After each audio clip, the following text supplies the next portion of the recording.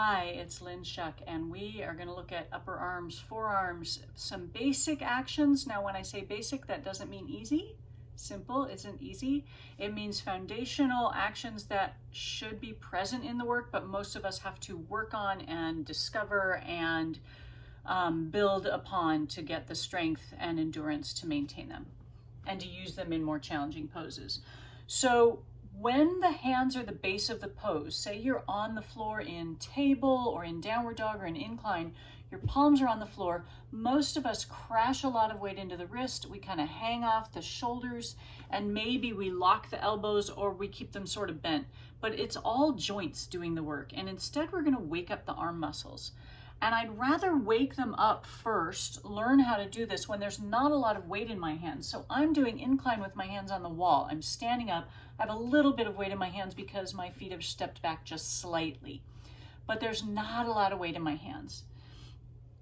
If my shoulders are creeping up to my ears, then what I want to try and do is press my upper arm bones into the triceps. And you can see as I do that, I'm pressing my upper arm bones toward the floor. And I would refer to that as back. I'm pushing my arm bone back into the back of the arm. You can see the shoulders drop down, my shoulder blades slid into my back. You can even see muscles engaging. If I were to do that while I had weight in my hands, it would also drop a whole lot of weight into the heel of my hand. And that's already a problem for most of us. So we have to counter this action near the top of the arm with an action at the forearm. So I'm going to actually use my other arm as weight resistance.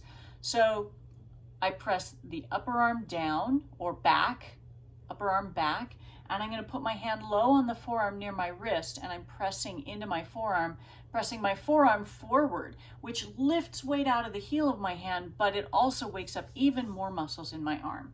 It gets weight into this part of my hand, the base of the fingers that, I can't remember the name of that joint right now. Anyway, where the fingers meet the palm, gets weight there. And so I'm pressing upper arms back, forearms forward. And I would do the other arm the same. I'm going to press my upper arm back and my forearm forward, and I'm going to hold that. Now, demonstrating, I just held it for a very long time. But if I was doing it on my own, I'd hold it for 10 to 15 seconds, not much more. Now, if you had a partner around, you could have a partner put weight on the front of both forearms right near the wrist. And then you might be able to take this onto the floor even if you experience weight issues into the heel of the hand, because a partner pushing on you, you can really press into firmly. Because many of us don't have partners around, and I can't teach with partners right now because we're not teaching in person, there are other ways to work on this. Let's see if I can get this propped up. And I can. So I can come down onto the floor and take my blocks and place them side by side behind my forearms.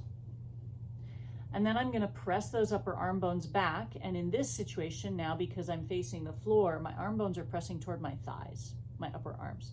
And then I want to lift my forearms up off the block at the same time. I don't want to lift my forearms by drawing the shoulders forward, nor do I want to pull the shoulders back to the extent of bending the elbows and moving my hips and everything else. So upper arms back, forearms forward.